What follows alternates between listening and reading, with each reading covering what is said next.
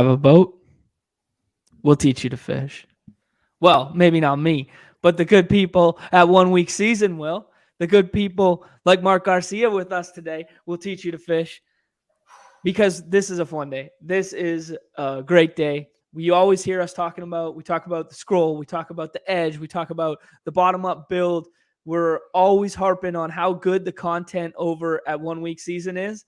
And now we are given the ability to share some of that behind the curtain with you guys. So we got ourselves a contest. First one we've been able to do. And we're going to be giving out 10 1 Week Season 1 week passes. That's a tongue twister. But thankful to be saying that. Thankful to them and thankful for Mark to be here. What's going on, gentlemen? What's up, man? Say that 3 times fast for me. Yeah, I can barely say it 1 time fast. Oh man. No, it's good. I'd be remiss to say if I didn't hit it off the top that obviously elephant in the room, Nez isn't here today, but Nez he shipped the baseball contest last night. So big respects to him, big props to him. He tied with 5 of his best friends and he took that one down. So big shouts. Yeah, golf claps for Nez, Yeah, golf claps for Nez. Sharing that nice little dupe line up there. But what can you do? Single game MLB. Take what you can get, right? Absolutely. Wise man once said, "Profit is profit." So that wise man was not me. Yeah, that wise man continuing to say it is actually Nez. So that's a little joke there. I'm aware. We're aware. Yeah. Okay. All right. Yo, what's good, Mark? What's you've been diving into the edge this week? How did the Scott Barrett pod go? It went well, man. It was fun. It was I was thrown into the fire a little bit because JM usually hosts that pod. So I was like, all right, figure out how to host this bad boy. But it went well. It was fun, dude. Scott is like one of the nicest and most knowledgeable pure football minds around. So it was awesome being able to jam with him and be able to pick his brain, throw him off some ideas that I had about like some macro level stuff. And he backed it up with the data and it was awesome. Yeah, nice. It's nice being in the host chair where I just get to throw shit against the wall and you guys have to tell me I'm smart, right? Yeah, for sure. Oh, that's great. Low key, like hosting is I have some experience, obviously, but hosting is a talent. Being able to listen and guide the conversation is a legit skill. So mad props. Wow. Thank you. Well, he's 30 minutes before show. He's out there practicing his cold opens, so right in the mirror. That's John. Dude, you straight up have to, dude. You got to look in the mirror. You got to practice that shit because you will fumble. For sure. Yeah, 100%. Yeah, have little notes down there just in case. Like, don't look down. All right, ready, go. Yeah. I gotcha. All right, well, let's dive straight into this slate. Let's talk a little bit. Let's talk a little bit about some of the games you wrote up for the edge. One gross one right off the top that I want to dive into is that Jacksonville game. Dude, so gross. It's so gross. It's so gross. But we were beating the drum early this week. Am I lagging? Am I lagging to you guys? There was one, but I don't think it's bad. Okay, good.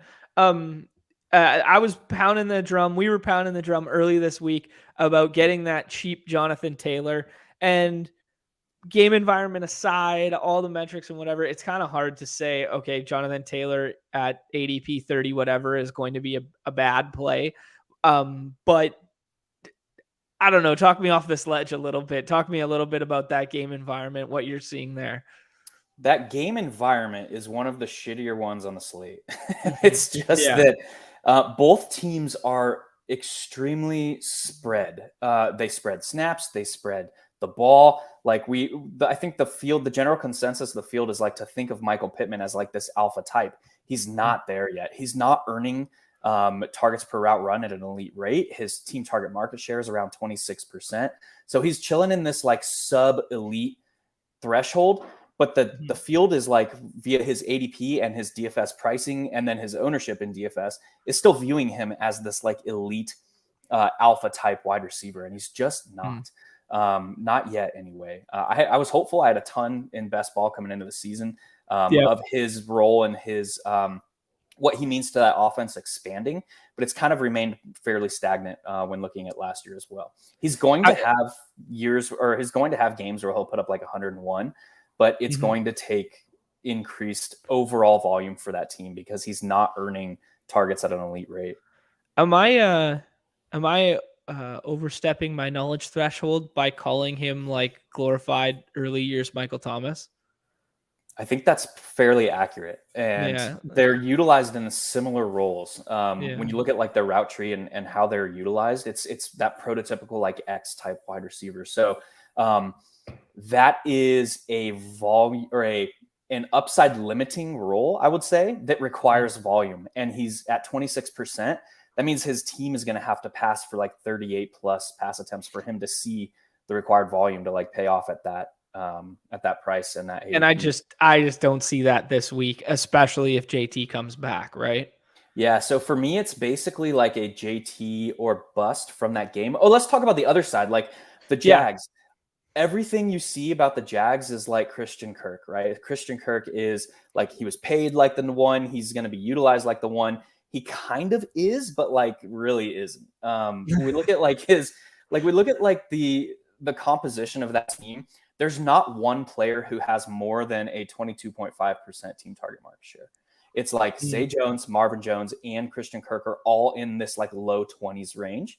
And now you even throw Evan Ingram in there, who is seeing his usage tick up a bit. And it's 10 targets last week. Yeah. So out of those four guys, there have been 4 instances of double-digit target games, and nobody has done it twice.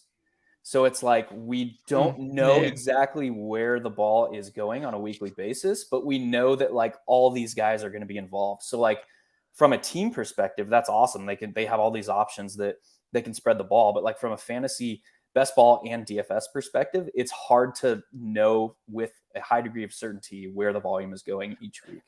That's interesting because if you just look at like the raw snap count numbers, it looks quite concentrated, right? You're just like, oh yeah, there's only 3 wide receivers playing, right? Like they play heavy 11 personnel. Yeah, and it's just kind of, we know who's on the field, so we think we know where the ball is going, but it's just it changes week over week, right? Yeah, I think my biggest takeaway from what I was reading for you in that game is it's just stay away, or it's Kirk plus JT. And I think there is maybe a little bit of galaxy brain merit to the fact that, and this probably doesn't apply to the battle royales, but it could apply to DFS, that you could get really off the radar and go with like a Ryan Pittman and Pierce and just get a really low owned triple to start a contrarian build in a GPP. I don't know. It's pretty far out there, but I don't think it's viable. The problem with that is they would have to be pushed aerially, if that makes sense. And if that is the case, it would mean like if I'm playing a Colts passing stack or something like that, I would say it has to have a bring back on the other side. Something has to, outside influence has to influence them to be passing more and the overall volume of the offense, really. Yeah. I'm looking at the next one because I wanted to hit on ones that one is kind of gross, but I wanted to hit it off the top because of the JT stuff and what we'd been talking about. JT, Numi, is there anything to add on that game environment for you? Nah, that besides the fact that we'll touch on that when we get to our little rundown earlier, of our little favorites and whatnot in certain scenarios, but they're in the bad game or one-off in the bad game environment. So I'm in lockstep with like, I don't want to be touching that unless it's, we'll touch on that, but I'm in lockstep with you there. I like it. Okay, let's talk about a more fun one. Let's talk about that Minnesota-Miami. Yay! Yeah, because that I think generally speaking, we saw it early in the week that the field was kind of scared off the Miami side because of like Skyler being the quarterback, or at that point in time, it might have been Teddy kind of deal. And we saw a bunch of value fall our way with late Tyreek, basically. And now Tyreek, I think the market's rightfully adjusting and pushing Tyreek back up the board, and but Waddle's still free. So let's talk through how we see that game going, what pieces we'd kind of want out of that, and then look at it relative to ADP.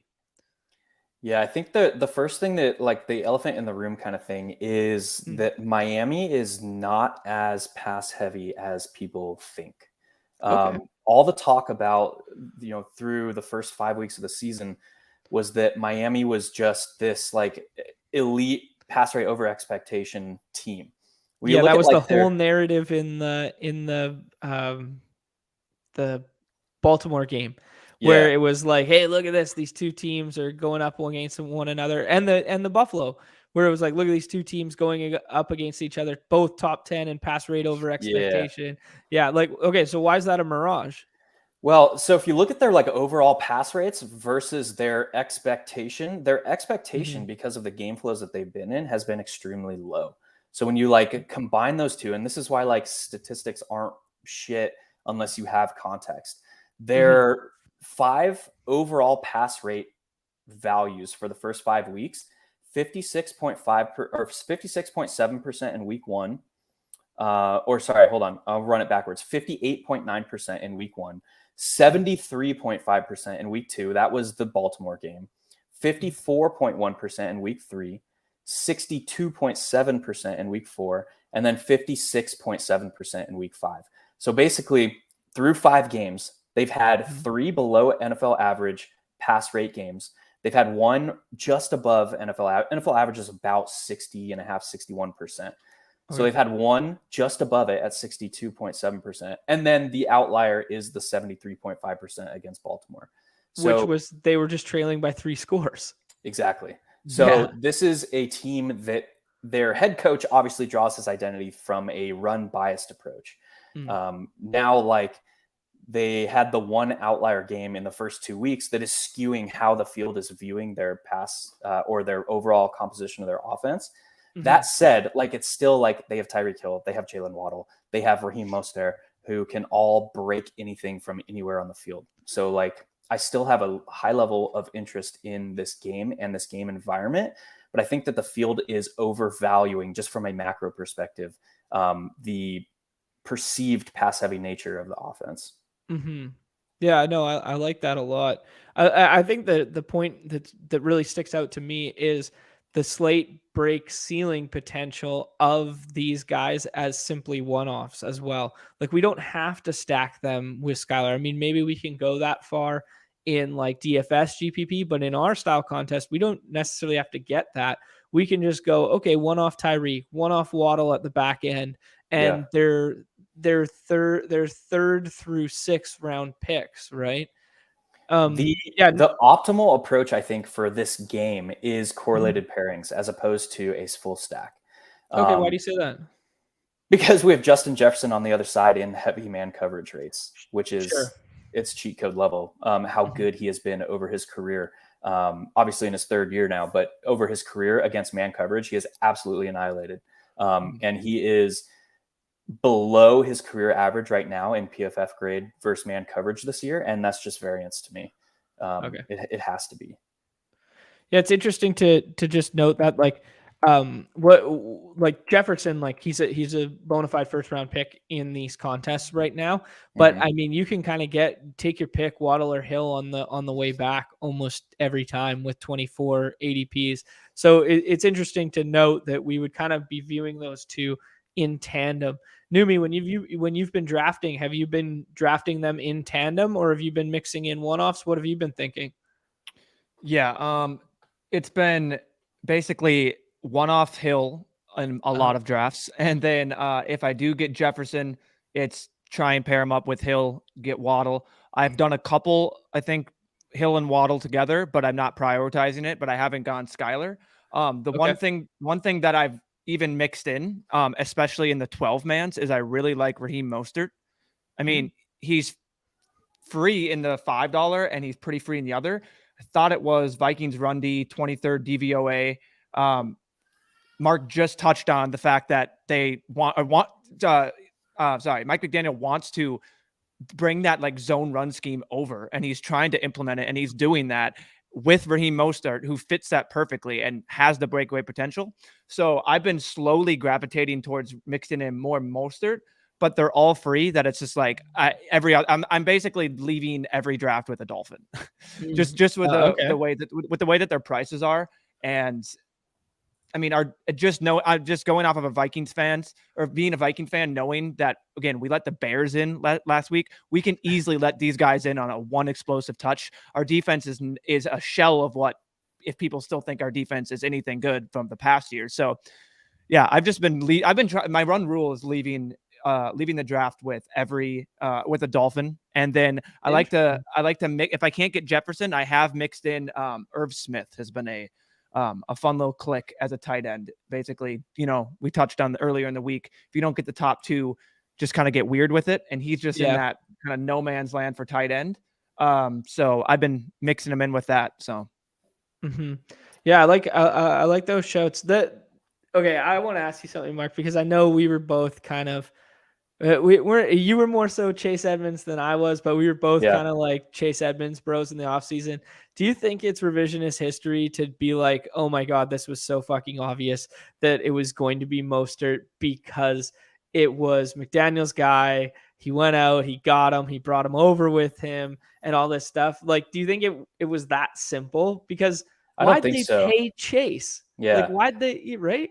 They paid Chase like 5 times as much as Mostert, something like that, something stupid. And they both have exhibited good career abilities in an outside zone run scheme. Okay. So I think it was either or, and I think it's just back to the like typical Shanahan mindset where it's like whoever is performing, we're gonna ride them. I don't think it's so it's just that Mostert is outperforming Chase Edmonds right now. That could change. We don't know. But right now, like go back to like the snap rates. It's like Mostert has been running like around 70% of the offensive snaps over the last 2 weeks.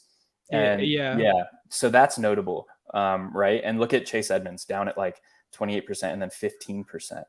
Mostert is crazy. Dinged up a bit. He didn't practice on Wednesday. He came back to a limited practice yesterday. So he probably, that nice big red juicy Q next to his name is probably driving down his price. But when we talk about like, we covered this on a previous episode where it was like, what is the like profile of running backs that we're looking for in today's NFL game? It's like, we want somebody who either has the pass game involvement, or we want somebody who can put up 102 on the ground. Like that's it. Anybody else like should not be drawing our attention, because those are the guys that are breaking slates. And when you think about like everything we just talked about, and with Raheem Mostert particularly, and then now add in like the thought that Miami isn't as pass heavy as we initially thought. Mostert is a nice piece that has the path to 102 game on the ground. Particularly like against Minnesota, they receive basically anywhere. You can attack them anywhere. And yeah, I think it was Silas I was reading down there brought up a good point that I wanted to cover. Adam Thielen, man. The dude back is to the well, baby. We're going back to the well. He is going. I'm going to go on record. I went on record in my Edge write-up, the DFS Plus interpretation, which is only open to members, which the giveaway is going to give access to. 10 members, 10 new members. But yeah, Adam Thielen, dude. I'm going to go on record now on video saying Adam Thielen will break at least one slate this season. Oh, like it. I like it. I'll double down and say he'll do 2. Let's go. Don't get crazy, boys. Don't get crazy. Yeah, why not? Let's just keep going. Yeah. No, I love that. He is playing almost virtually every offensive snap. So if he were dust, if he were over the hill, if he were not effective, that snap rate would go down. It just would. Like, look at AJ Green. Like they're giving him snaps because he's dust in Arizona. Yeah. Thielen is not there yet. You think AJ Green's going to just disappear when Nuke comes back? Yeah, probably. I kind of think they're asking AJ Green to play that role. He's just not good at it. Yeah, he had actually a toe tapping like sideline catch that was like, oh shit, there's AJ Green. Like he's back. Yeah, that's what AJ Green did his entire career. Was that 2-point conversion? No, he had one. Because he had that 2-point conversion. Of the field. Okay. Yeah, it was like a toe tapping grab, like defender on his back, and he's just like leaning over and like toe tap reception. So that was like Yes, he's back. It's so good. But then it's like, if I think the way that I related it during the game is if they had foosball, but for football, like where AJ Green didn't have to run, like he'd be They just elite. move the stick. Yeah, he'd be absolutely elite. But like he cannot hilarious. run anymore. He can't separate. Geez. And That's Kyler great. is not looking. Anyway, but yeah, Thielen. The dude is going to break a slate. He's playing like 99% of the route snaps. He's running routes at an elite rate. His red zone target rate is 23.5%. So he's seeing elite usage in the red zone. The dude is going to happen at some point. It's just, we have no idea when, because it's going to happen with touchdown variance. So I'm going to keep playing him in best ball. I'm going to keep playing him in DFS because it's going to happen. And now, like, bringing that whole discussion together, the most optimal way to play Adam Thielen is in a pairing with either Tyreek Hill or Raheem Mostert. And I'm just gonna I kind of like it in the 12 mans as a double.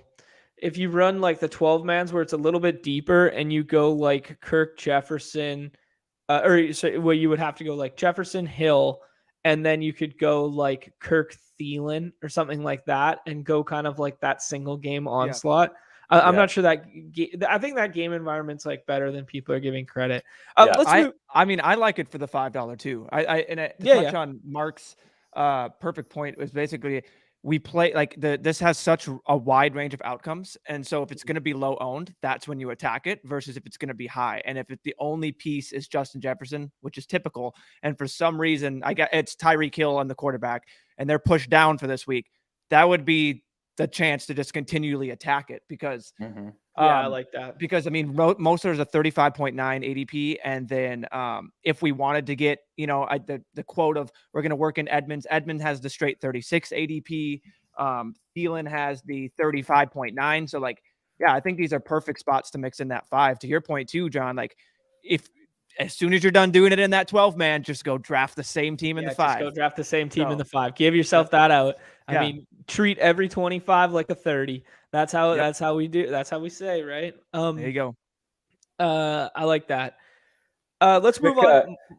I'm going to interrupt real quick, dude. I have exactly an hour on this podcast because I got to run to another podcast.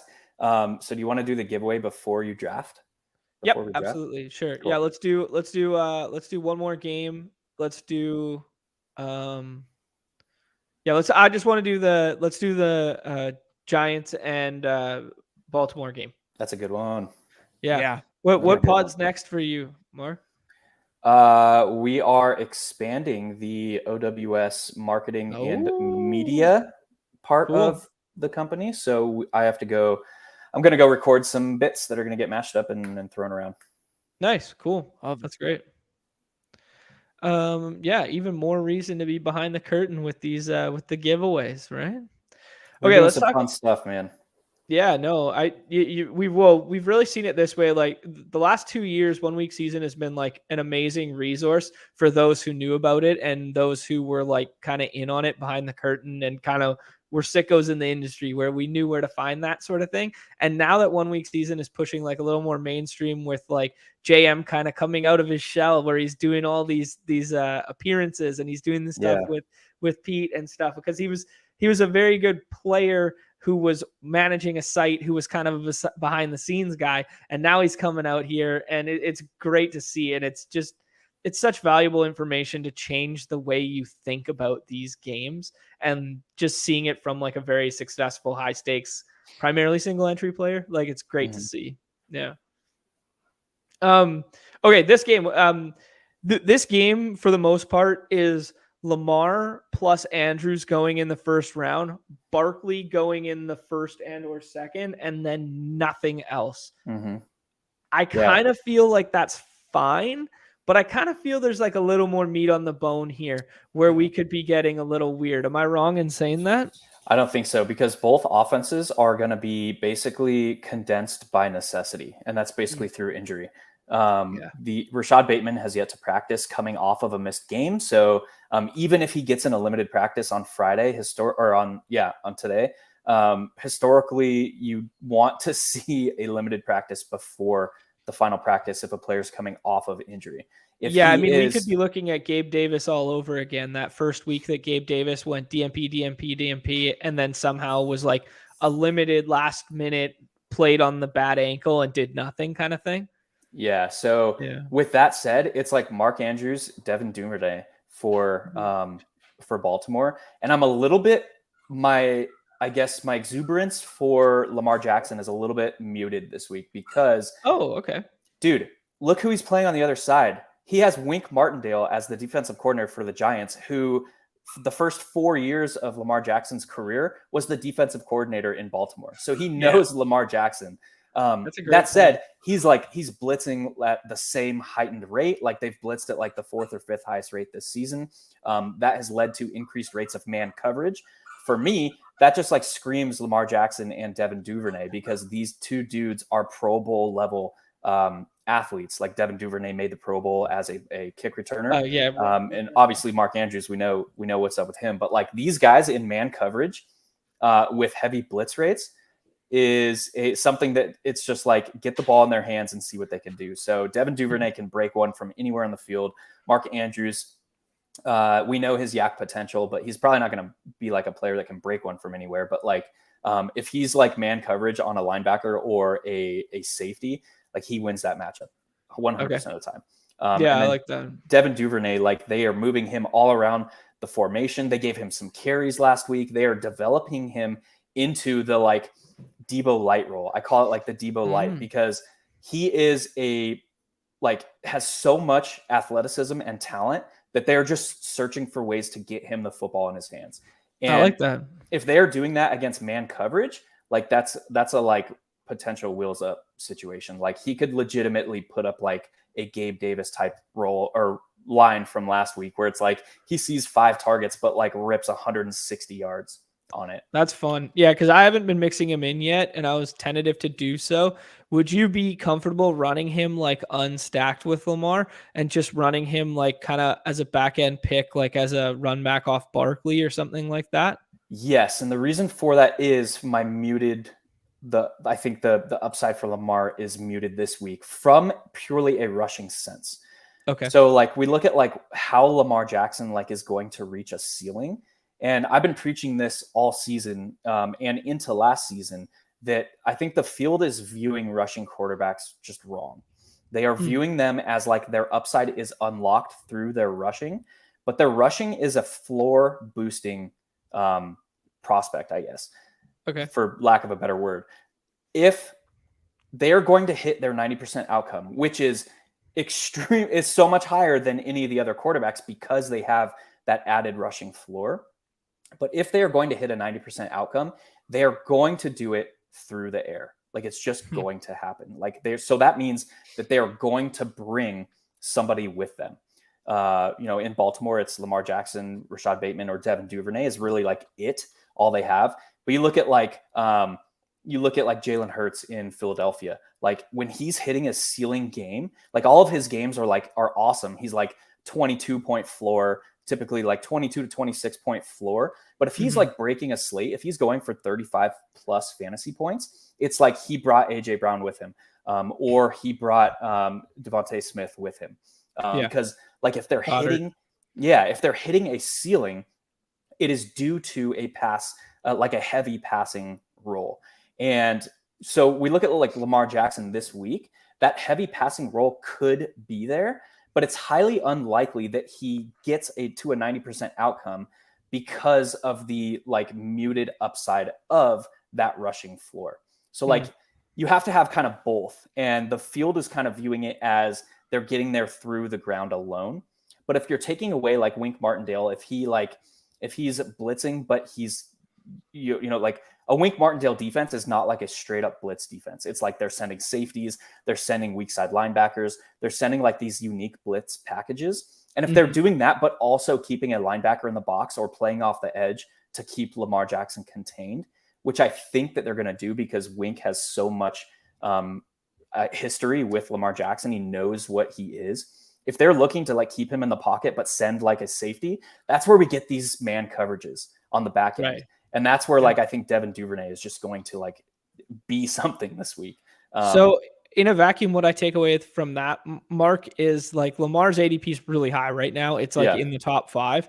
What I take away from that is either we implement a fade or we mix him in as a stacked component, and we don't treat him like traditional Lamar, like from 2 years ago, or even from week 2 or week 3 when he had that 100-yard, those back-to-back 100-yard games. We don't treat him as this standalone naked entity. We treat him as almost like a normal quarterback. I would say moving forward, do not treat Lamar Jackson like a standalone entity, because interesting. Okay. If he is putting a slate out of reach, I can 100% guarantee you that either Rashad Bateman or Mark Andrews or Devin Duvernay is putting a slate out of reach type score up as well. Yeah, because that offense is so condensed that it's going to be one of those 3. Yeah. Cool. Yeah. And one thing I know, like, traditionally Lamar owns the blitz, just like he and then this year I looked up when blitzed, he's basically touchdown to interception ratio 7-1. He's a second rated PFF passer versus when not blitzed. I just looked up. I know it's just a sample size, but touchdown to interception ratio 5-4. So like he just, I mean, and I think that's been something I've heard over and over again, but he just owns the blitz and he has the stats to back it up. So that's interesting. That goes in your point where I think it's perfect, because if he's going to get there, it's going to be with that pass catcher, which is how I've been treating it. So I'm glad to hear that. So.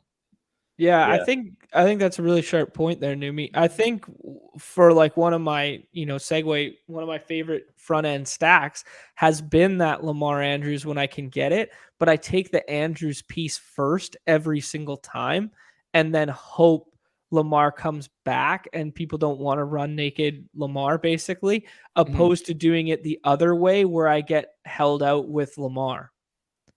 Yeah, I mean, I've done it because to his Duvernay point, like I've been gravitating towards some late round Duvernay. So in a couple of them. So that's why. But yeah, I think to your point, if the his case of you should always be stacking it. If you take that pass catcher and then they do naked Lamar, you're potentially limiting the ceiling of their team in theory, maybe, if they don't go bring that pass catcher back. So I don't know. That's interesting. Going with the tight end first, because that's how I would approach it too. I do that with. I mean, it's ADP dependent too with Kelsey and Mahomes, but that's how I do it with them as well. So for this week in particular, with Rashad Bateman not having practiced yet, it makes a lot of sense based on the makeup of that team and how concentrated and condensed that offense is.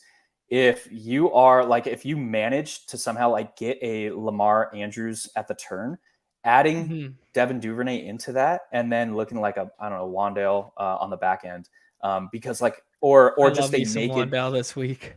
Yeah, just like a naked Baltimore overstack is probably going to be no one's going to be on it, and people are just going to be all about I want Lamar Jackson first, and then seeing if Mark Andrews falls. But if making sure if you capture all of the upside in that offense, if Lamar Jackson puts the slate out of reach and he is optimal, it's highly likely that it's going to be at least one, maybe two of those guys.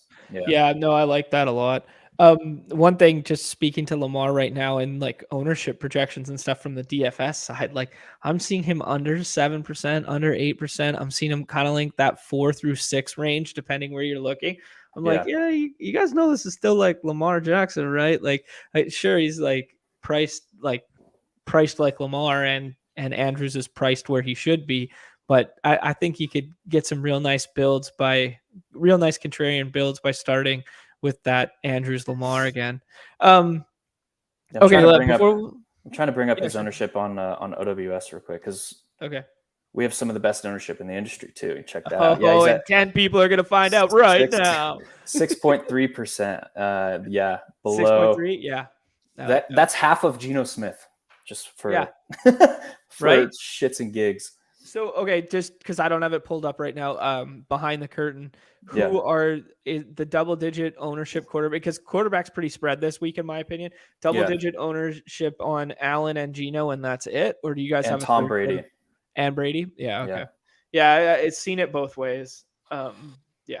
Anyways. You want to hear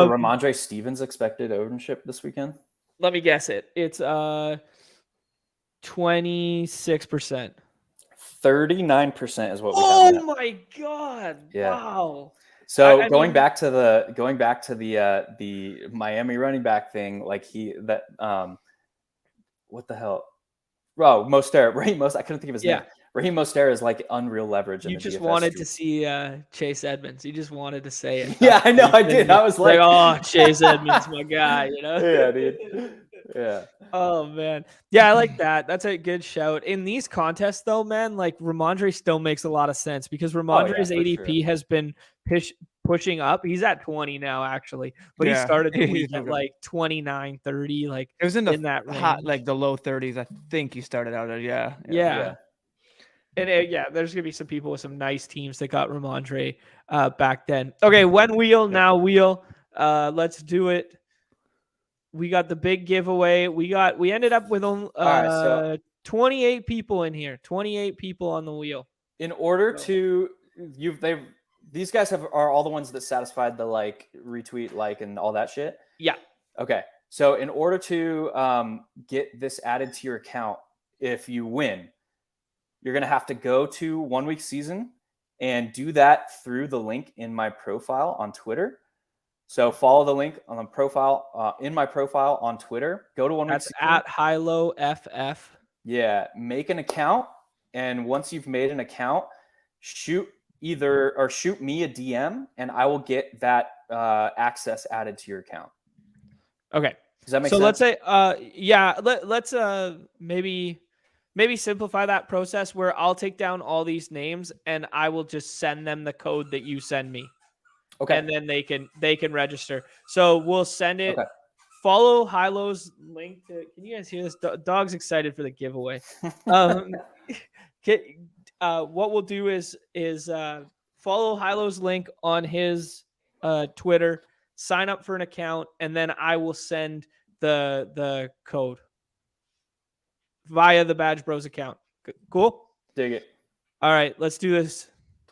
If it lands on me, just spit again. What a nice guy. All right, here we go. Let's do it. Don't have any music. Yes, we gotta. All right, Sandman's the first one. Oh, got it. Oh, look at you. Yeah, look at you. Jeez. Okay. Watch Sandman not get one now, and you just rugged him. Off the wheel. Congratulations. That was classic. What a pump fake on Sandman. Classic. You hate to see it. Oh, yeah. The name's Jib. All right, here we go. Let's go off the wheel. You go. Are you marking these down? Yeah, I got them. All right, perfect. Ooh, Bizball. The Bizball. This is so exciting. Football, I guess. It's kind of fun. What more shit can we give away? You know, who wants my shirt? My shirt is next. Yeah, I was gonna be like, what memorabilia do I have? Nothing. I have nothing. Oh, the fake out on Sandman again. Oh my god. Nasty. While this is going, Mark, just basically, you don't have to touch into it because is the Chiefs and Bills basically just I just attack it in any or how are you feeling towards that? Because I mean, the pass rate over expectation. I mean, just the Chiefs allowing 60 points in the last 2 games. Chiefs D. I mean, there's every factor going into it, and then it's the fact that it's Josh Allen and Patrick Mahomes. So Thursday night and Friday night are my days to get through the macro of the slate. So I start very narrowed. I start game by game. Fantasy Sports Dave. I start game by game and I break down each game, and then I expand to the macro of the slate. And I try and do that before I look at ownership stuff. And then I bring those ideas in as well. And that's kind of that's my process for breaking down the slate. Gotcha. So Thursday and Friday are kind of my days to get through all that macro stuff. But from what my current feelings are BTX Buffalo 3 is a can't miss. Chiefs have more paths to failure than I think the field is going to give credit for. Do we expect Tre'Davious White back this week? I don't know. He was practicing, and then let me see. I think he was limited ×2. He returns to practice 2 days ago. I don't even see him on the He's off the injury report. Yeah. Okay. That's crazy. Okay. We got sidetracked there. Yeah. We've given out 7 so far. Brad was the last one there. Did I hit the remove button? I think I did. I had to get his feelings on that game. No, this is good. Game of the year, basically. So yeah. Wheeler So Hellhammer. There you go. So in these contests, if you look at it, what I've kind of determined, I think everyone else can see, is it seems like everyone is targeting that. I mean, if you have Josh Allen and Gabe Davis is available, it's an auto click. Yeah. Versus Mackenzie is sitting down there at I'll let you name this. Who got it here?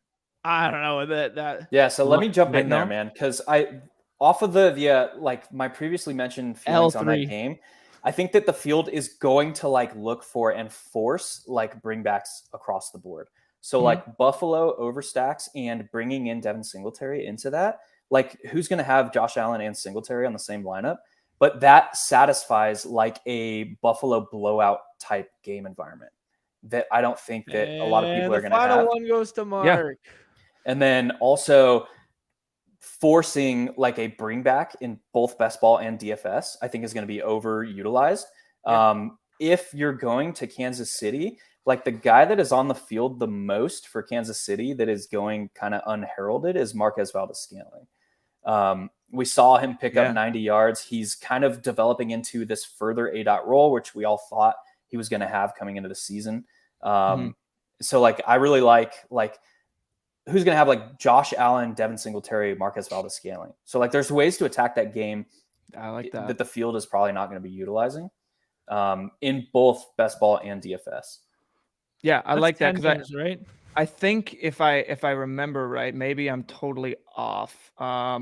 It was the Eagles, that scenario where Miles Sanders and Jalen Hurts kind of both got home at the same time. Maybe they didn't. I swear it was week 1 or something, but maybe it was week 3. Sanders' big game was week 4, I think, where he put up like 2 touchdowns and 100 yards. And I don't think that Jalen hit in the same game. Yeah, he didn't. So there was another scenario, but yeah, I like that. The same thing of White's declared out. Yeah, it was like it was very like primitive. Gotcha. Okay, these are all friends of the show now, friends of OWS, part of the OWS fam, as the good people are calling it, the inner circle.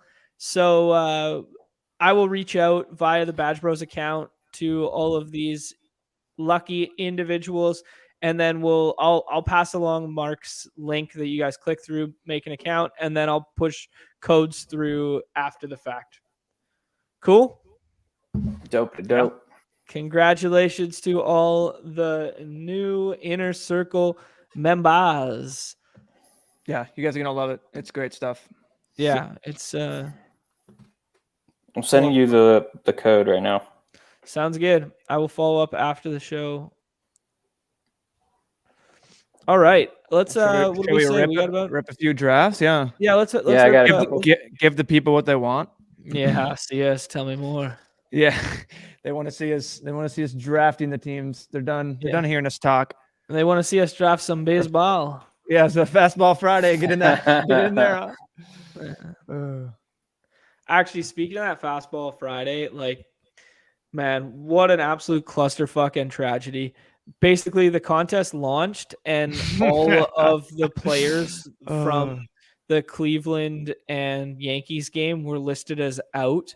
So people didn't scroll down and find them when there wasn't ADP. And anyone entering the contest right now does not know that was basically an hour window when the contest dropped. And it just kind of killed the integrity of that contest.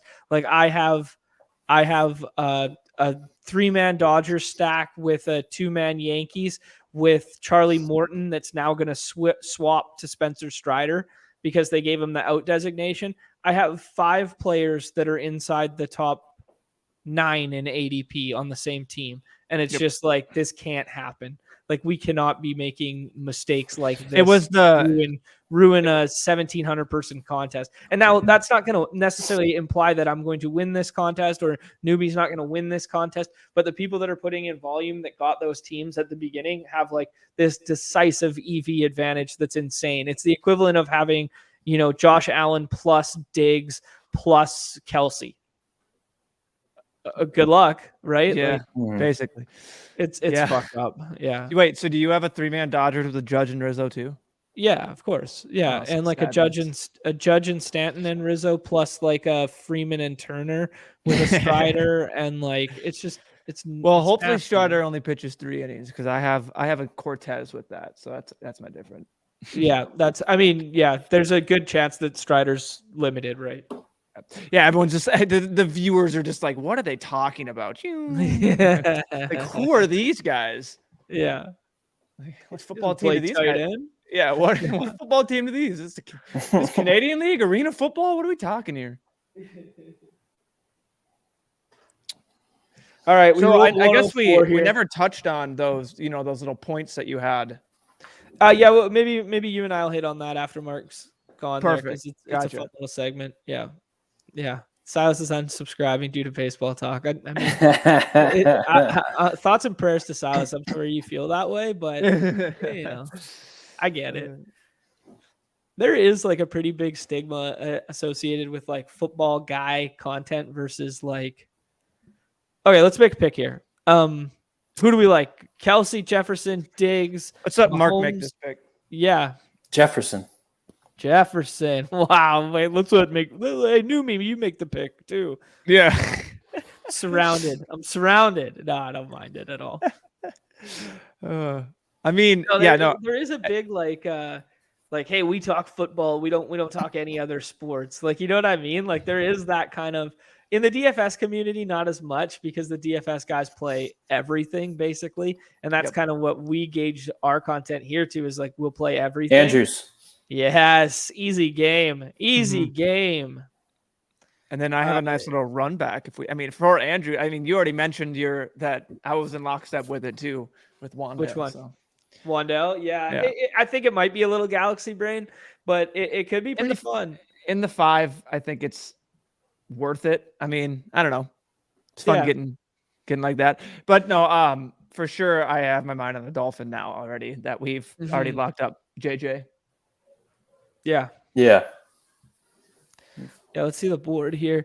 Yeah, interesting. Jamar Chase is slowly pushing up. It was crazy getting Lamar Chase in the 3rd round at times this week. Like early this week, I got him in the 3rd once or twice, and it's just crazy how fast people sour. That pass protection has not been good, but I think a Burrow's double this week, like, why not? Like, I think that's going to be a pretty low owned, maybe not as low owned in these contests, but from DFS standpoint, I think Burrow double might be real low owned, and that could definitely get home. We're one pick away from the Holy Grail right here, kids.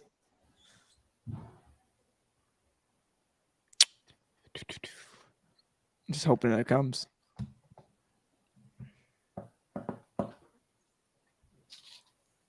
Do we all agree, or do we want to take a running back and?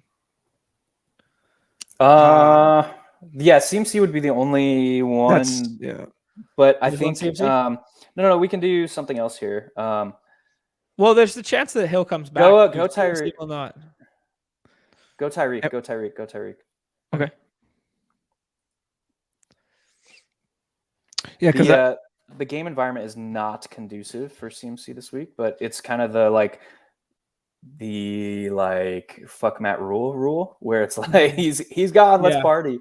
I kind of agree with that. How do you think PJ Walker changes that narrative? I think he's a better NFL quarterback than Baker Mayfield. So XFL MVP. Yeah, dude. So it is what it is, I think. Silas coming here. I got a Kelsey, Jeff, Chase, Tyreek. Hey, Silas, nobody cares about your fantasy team, bud. Rude. That's a nasty team. That is. That's gnarly. Yeah, and we're still getting JT. live breaking news. Just practiced again today. So back-to-back days practice. So All right, now go CMC, bro. wow. People are souring. Fourth round That was CMC? Mark's idea the entire time. He's like, nah, CMC will actually fall. Make the guy Wow. lower in ADP. That's gnarly, That's dude. unreal. That's a fun fun. start. That is That's fun. gnarly. Okay, but now I got a question. What are we thinking with the remainder here? What are we thinking with this? Is I a really think, fun start, but we don't really have any natural quarterback pairing outside of it Cousins. doesn't matter. So we could build out a secondary stack with like Hit the quarterback tab for me. yeah, sure. Yeah. Perfect. Yeah. Okay. Yeah, I mean, I think Stafford's kind of fun this week too. I don't know, like a There's Stafford double. Okay, what are we thinking here? We're on the clock. It's Brady. It's Brady. It's Brady. Unstacked Brady. Yeah, they have bodies coming back. All right. Dude, See, Tampa my Bay. mind- Tampa Yeah, I don't Bay's mind it, numbers yeah. are atrocious. Absolutely atrocious against the pass. Hold up. Let me You pull mean this shit up. Pittsburgh? Pittsburgh? Yes. What'd I say? Yeah. Tampa Bay. I mean, you're speaking for Tampa Bay. Yeah, they're playing. Yep. Yeah. One thing for me about Brady there is like we've talked about this quite a bit, where you draft a quarterback who's uncorrelated, but all his points are going to other guys in the pool. I think it's kind of like my showdown brain, where it's like if one pass catcher, like when I'm building like the optimizer, like if one pass catcher in captain spot must have quarterback here or whatever, like just the way that knowing that those points are completely owned elsewhere. But I think it matters slightly less in half point PPR. And in this setting, I guess like naked Brady and just hoping he swims, like he shares it around is kind of, it's fine. So okay. What do we want to do? We can have, hit the wide receiver tab for me.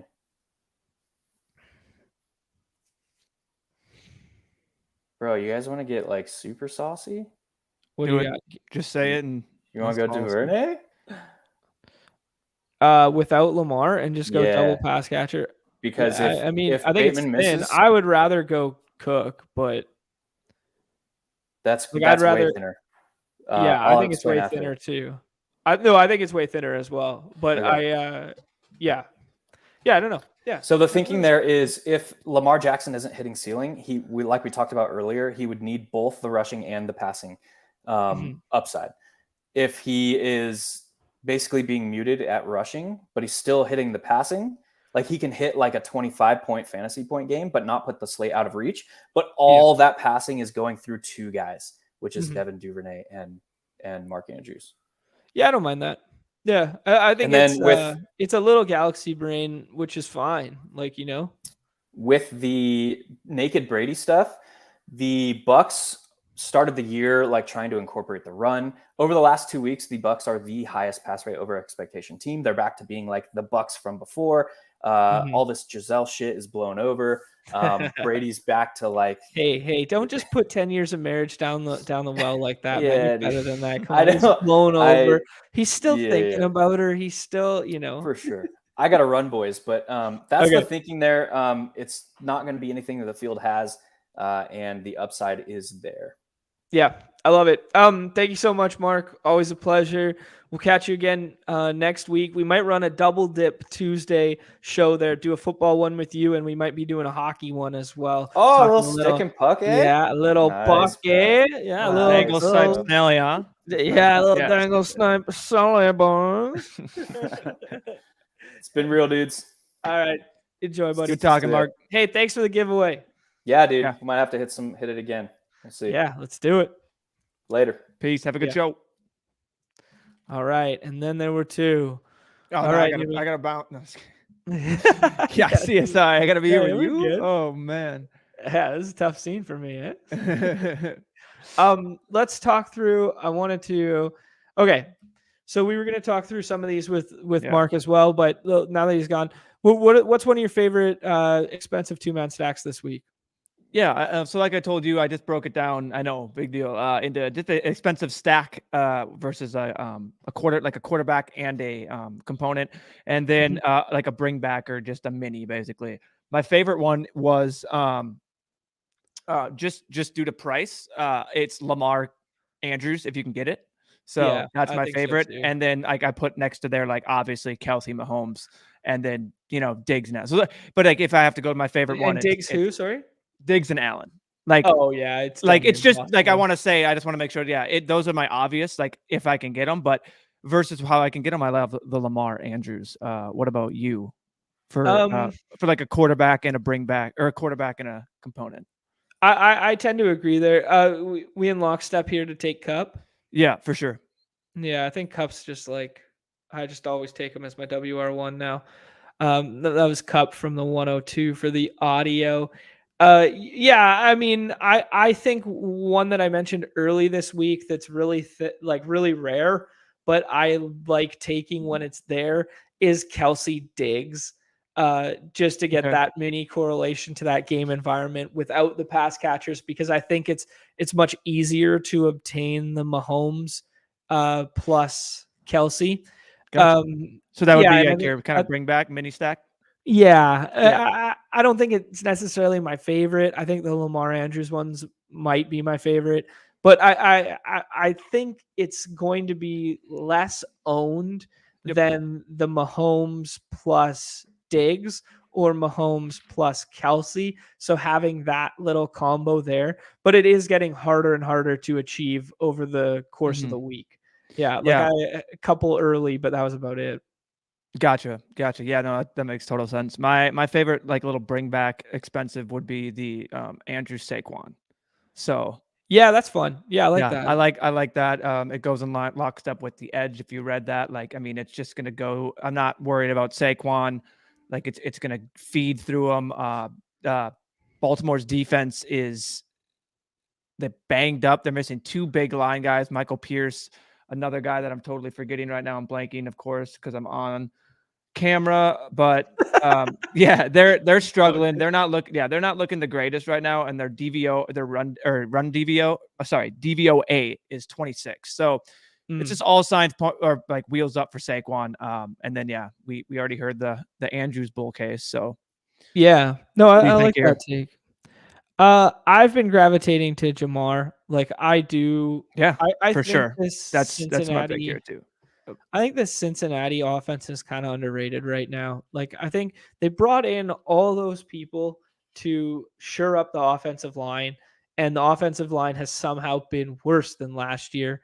Uh, I think we're eventually going to get this like yeah, I know Burrow's telling everyone how they're getting beat and he's going into this well we have to rely on Mixon because they're playing these two highs against us and well at one point you just have to bet on talent to win out and I think just routinely betting on Jamar is going yeah, to be a safe bet. And I kind of feel the same about Mixon to be honest too. What do you like here? CMC just went. CMC was a nice natural bring yep, back for us, but I think it's pretty common too. I don't mind scrolling down the board a little bit here and for taking a sure. third round Ramondre here. I kind Yep. of like Ramondre over Fournette and Dalvin. The other thing that we could entertain is going Evans and setting up a Brady backdoor. Yeah, I'm down with whatever. So Okay, yeah, we timed I out. I like So to do. You it's know what? Ramondre. I'll tell you one of my favorite things right now is Sure. actually Fournette Brady. Okay, yeah, I like that So a I think lot. that's really interesting Yeah. because I don't know how many. It's the same concept of the Josh Allen, Devin Singletary, except it fits Mhm. more, and I just don't think people are really doing it. Yeah, To your and that we Bengals. talked we Oh, well, we sorry. No, talked go ahead. about the Brady one. We talked about that early in the week, how the thesis of like Lenny is always pass heavy. The Yep. thesis of Lenny is Yep. not a traditional running back where they get up and they score and they grind clock. The thesis of Lenny is pass catching. So pairing those two together is a very nice move. Yeah, and I like that. I mean, it's just immediate leverage off of the other stacks. To your point about you were just talking about the Cincy. Bengals Yeah. and Cincy, per edge. I mean, the thing that stuck out to me, even though they rank middle, they're 15th in offensive drive success. Their net drive success is second overall behind only Buffalo, and it's ahead of Philadelphia, Cleveland, Green Bay. So like that just implies they're not getting into the end zone. And yeah, their 3 losses have literally combined 8 points, meaning this and they're just going off it, but like they could be 5-0.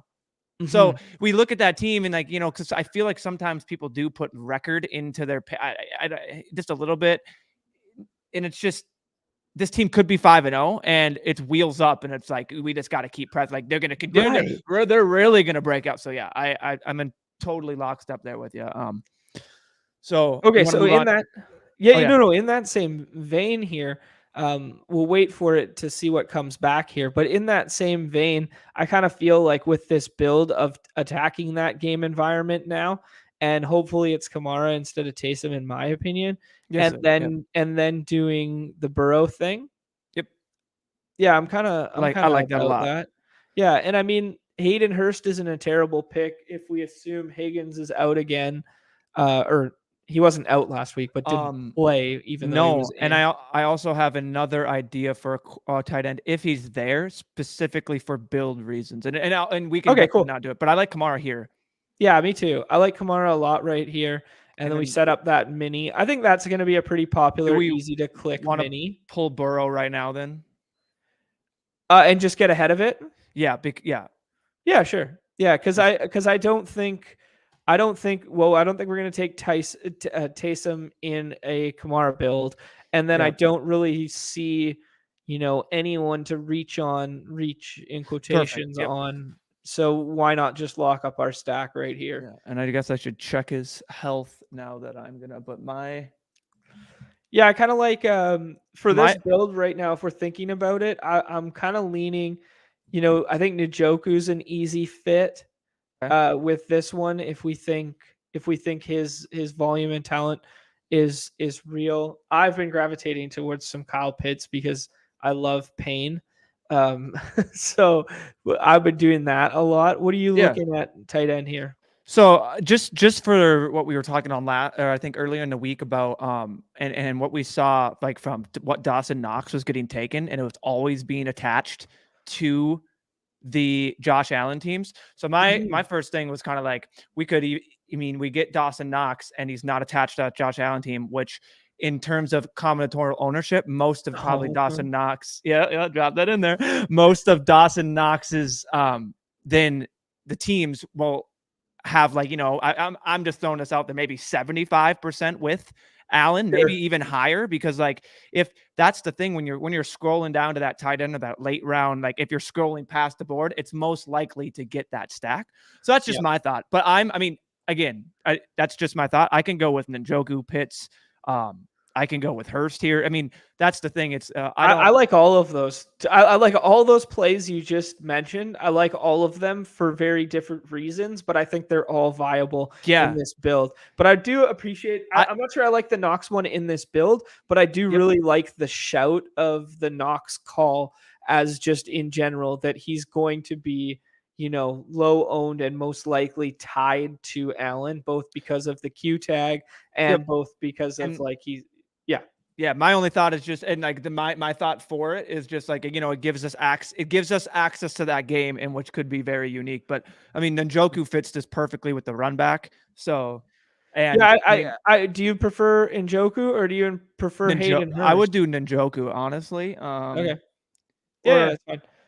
I kind of like Hayden Hurst as a low owned double that nobody's going to click on. Yeah, I mean, the thing with Burrow is I think is his limiting upside, which we talked about earlier. But that we just talked about the case for him. But they're Njoku, Hurst, either one. So it's not like I'm out on either of them. Mm-hmm. Let's see if I can. I'm gonna pull up this draft board for a second because I think friend of the show ANT just got a pretty nice build there because I just saw him get JT at 31. So I imagine this team's gonna look pretty nice. Jefferson Andrews, like how we started last time. He gets Metcalf with the Geno. He gets Tyreek with the bring back on the Jefferson in the 4th round. And then he gets Taylor.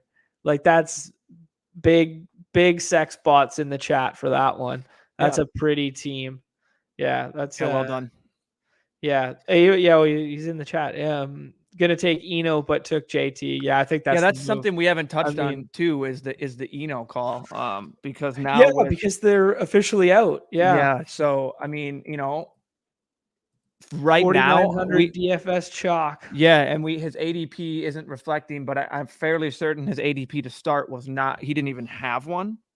So he's obviously he's now 35.4. So he's moved up. I mean, gradually, but that is noticeable. Yeah. So he clearly is now being taken, but I think that fits if you have a running back, like if you have running backs or that you were taking earlier. I don't know who would it be that might be ruled out. I guess James Conner. So if you're just doing a James Conner thing, you get Eno. Yeah, I don't think anyone took Conner. There's no really other running backs that are kind of going to be ruled out. So yeah, it's now just going to be late round Eno. So, but it makes sense. I mean, it does make sense. So that's how you barbell these drafts. So yeah. Mm-hmm.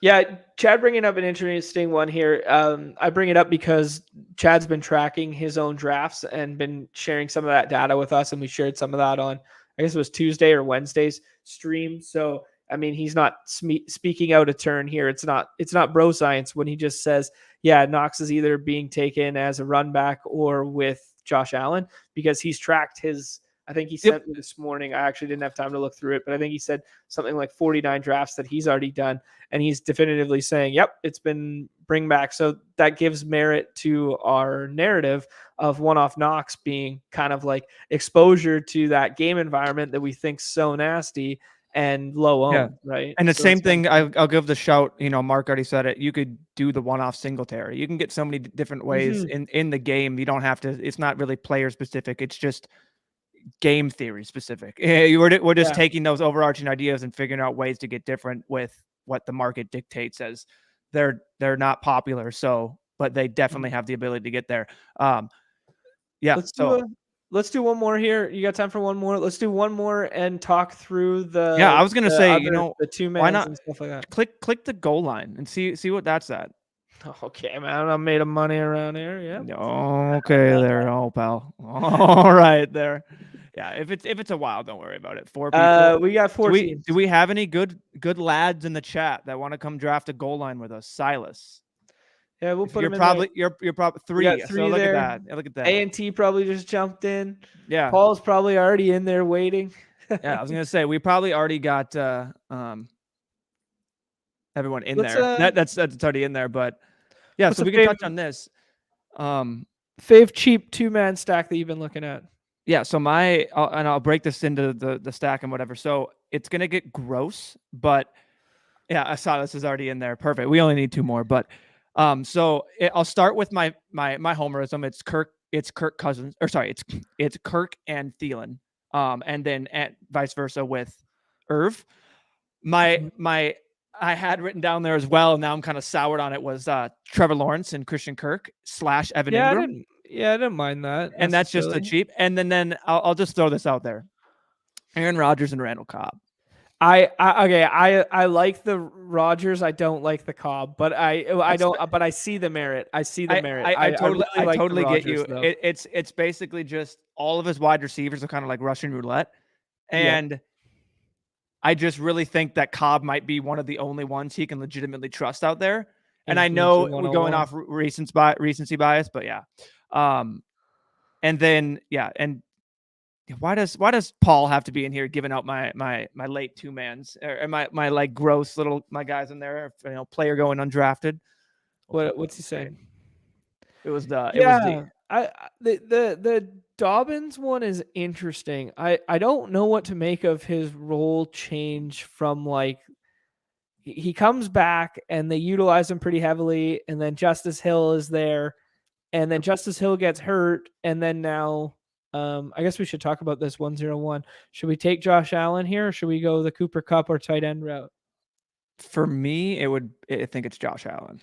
Yeah, I kind of agree there that Josh Allen just seems to be consensus industry 101. You just can't give up those 30 points. It would be a tight end. It would be the only other consideration really.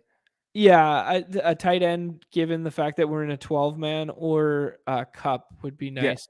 But I think the thing about Allen in this format is it does set up the ability to have late stack potential if we want it.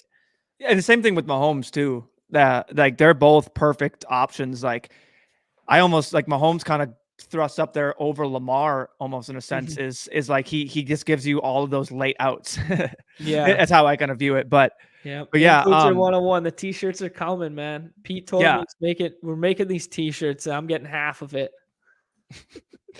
Did you have a cheap stack? So I know, or you know what I mean? Did you have, or so for yeah, I was kind of scrolling down to see if it was still cheap. I've been defaulting to a lot of Brady plus Godwin in like the 4-5. Yeah. I just kind of going back to that. Well, I really I like like that that a lot. game, and I like that game environment. I like the 50 pass potential. On the other side of that game, do not hate Kenny Pickens plus either Kenny Pickett plus Pickens. Yeah, I was like, or plus Deontay Johnson. I think it's kind of not fun. bad. I think it's more catered to the 12 mans. I know that the pass defense is probably better than we give it credit for Tampa right now, but if a guy's going to get 50 attempts chasing points, I don't know. Give me a shot. Give me a little sprinkle of that. I'm in lockstep with you there. For the cheap bring back, like my just mini stack. Yeah, I'm going back in the chat here. Silas already brought it up. This is what I have written down. Waddle Thielen, and then I have like in a slash like Irv too. Just for that to fill that tight end spot if I don't have it. But yeah, Waddle Thielen has been if I go like my combos, I think that's up there with the Saquon and Andrews. So I like that a lot. I really do. I think that's a good contrarian in quotations contrarian way of getting exposure to that game that we've kind of hyped up to be one that we like so much. Yeah.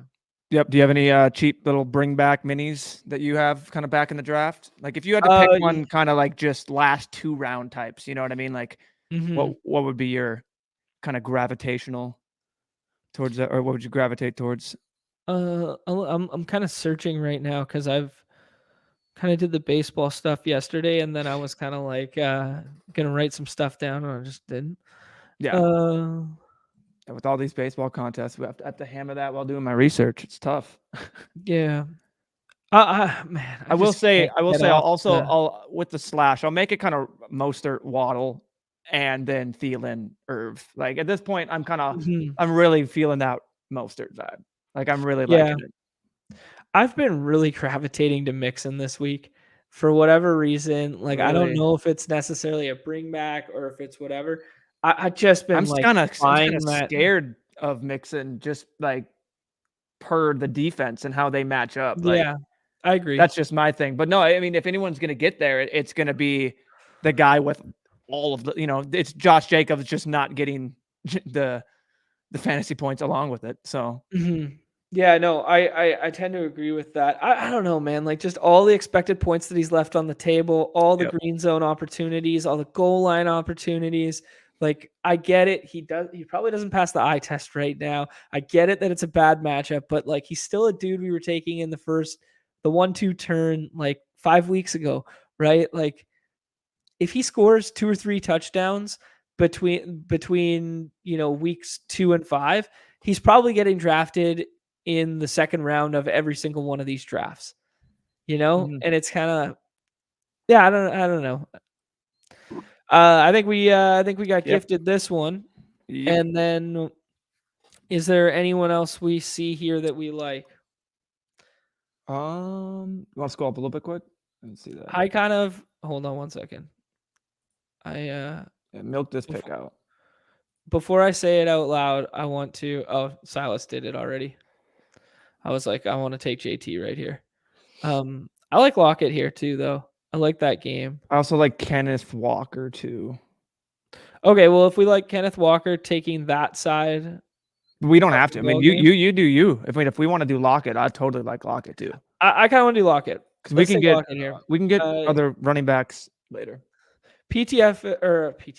ETR is Oh yeah, they have Lockett. really high on Lockett. Yeah, Yeah. a lot of sites liking Lockett, and he's popping and sealing. So, I like that right now. I think we could have. I don't know. I think we could have made a case for tight end right there. Like I think there's only 3 or 4 that could break the slate this week, and I kind of want some exposure to that. But I also, in the back of my mind right now, I'm thinking about Dawson Knox. So that's true. Yeah. I'm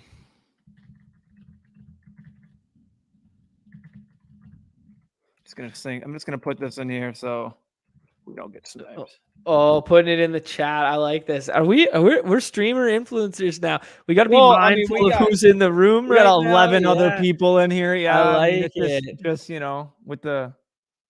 I gotta make sure that I don't put it out there. I got you. But I like that.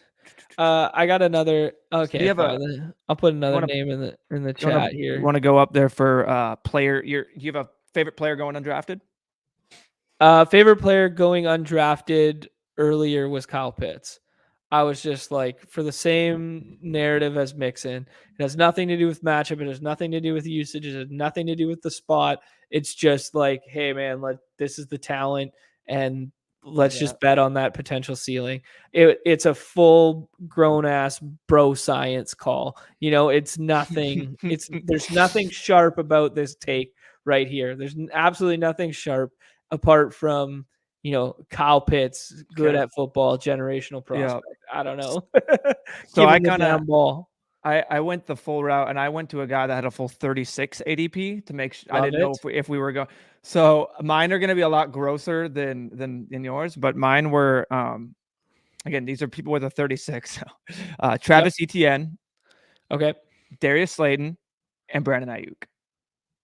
Yeah, I could get on board with all those. Those are just like, and again, shaping up to be kind of chalky and in DFS streets. I like the that's kind of the Matt Collins play. If he doesn't get chalky here, I mean, they're not the same archetype, but if Tony's out, if Tony doesn't play, and Wandale, if for whatever reason, they're still down Sterling Shepard, the ghost of Kenny Golladay. Like they don't have, if Saquon is limited, all these things. So yeah, I like that a lot. Yeah. I'm feeling where you're at with that one.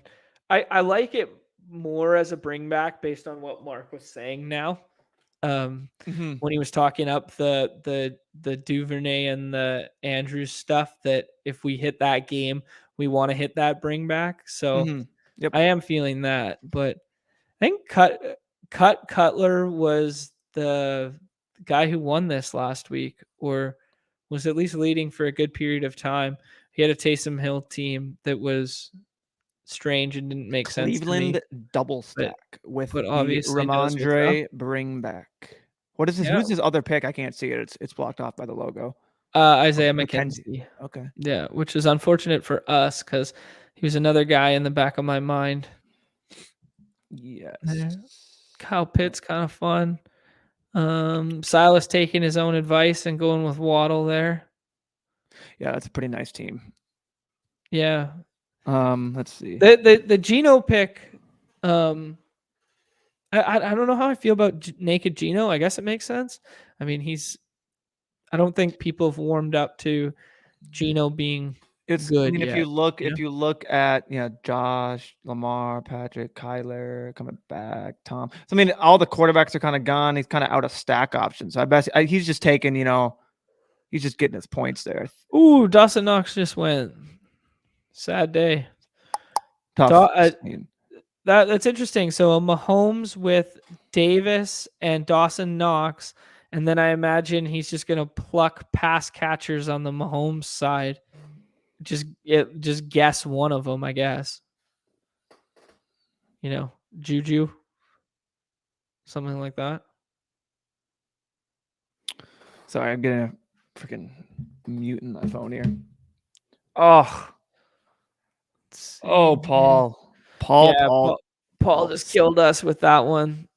Rip rip our team. Well, we just got to wait one more pick, and we do get someone, but it's with a double.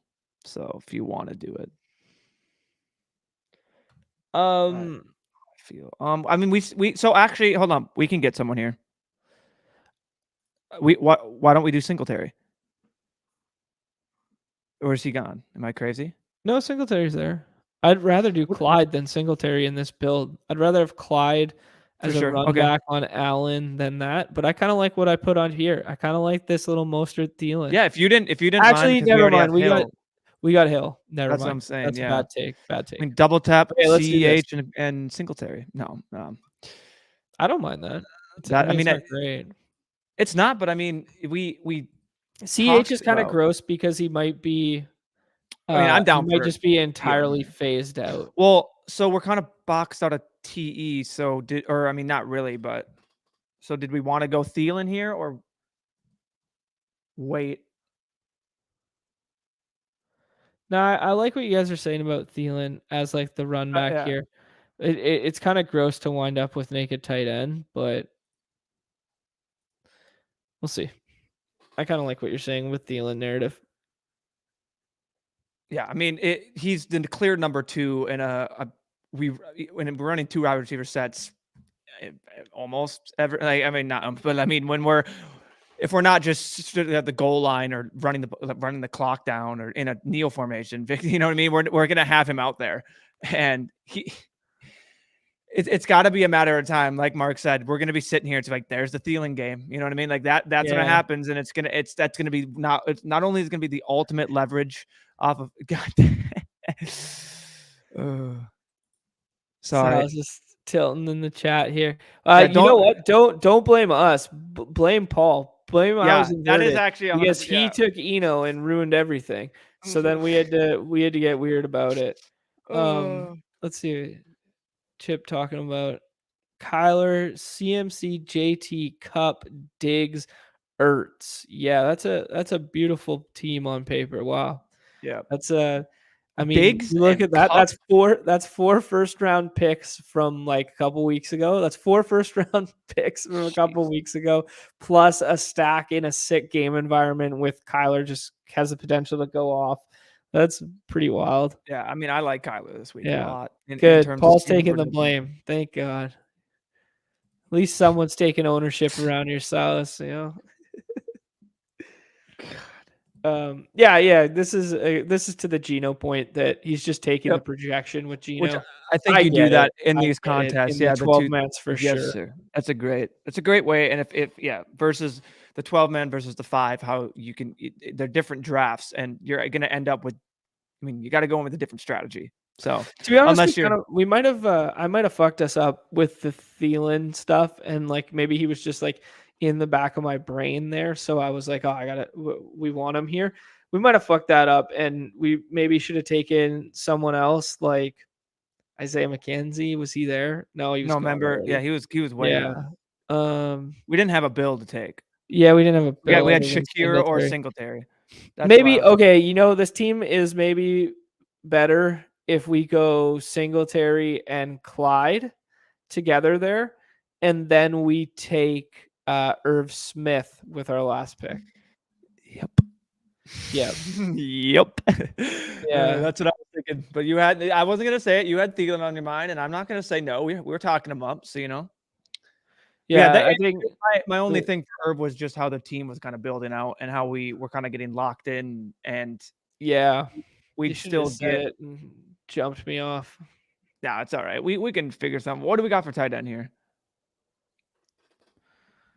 We're just gonna punt it. We're just gonna not play one. Fair enough with me. We're just gonna not take a tight end. I mean, at this point,